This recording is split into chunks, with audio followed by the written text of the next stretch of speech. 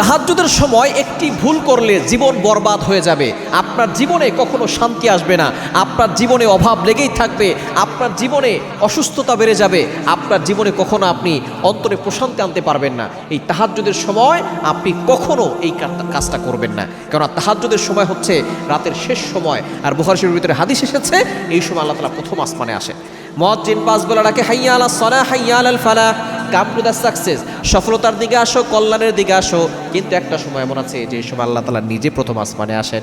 আল্লাহ পাক রব্বুল আলামিন নিজে বান্দাদেরকে ডাকতে থাকেন, কার কি লাগবে আমি আল্লাহর কাছে বলো, বিপদে পড়ে গেছো আমি আল্লাহর কাছে বলো, অভাবে পড়ে গেছো আমি আল্লাহর কাছে বলো।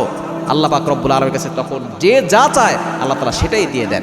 আর এই শেষ সময় অনেক ইয়াং পিপলরা গুনাহের কাজ করে, অনেকে দেখা যাচ্ছে অশ্লীল কাজ করে, অনেক দেখা যাচ্ছে গুনাহের ভিতরে লিপ্ত হয়ে যায়।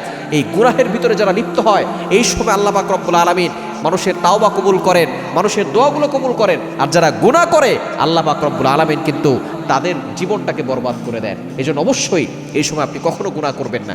ইয়াং পিপলরা ফোন ব্যবহার করতে করতে, ইন্টারনেটের যুগ এসে দেখা যাচ্ছে একেবারে তারা সারা রাত ধরে তারা এই ফোন ব্যবহার করতে থাকে, গুনাহের ভিতরে লিপ্ত হয়ে যায়, অশ্লীল কাজ করে, গুনাহের ভিতরে লিপ্ত হয়ে যায়। যার কারণে দেখা যাচ্ছে আস্তে আস্তে তাদের জীবন থেকে জীবন সংকীর্ণ হয়ে যায়, রিজিক সংকীর্ণ হয়ে যায়, চেহারা ভিতরে কোনো নূর থাকে না। এজন্য এই শেষ সময় কখনো গুনাহের কাজ করবেন না, তাহলে কিন্তু জীবন শেষ হয়ে যাবে।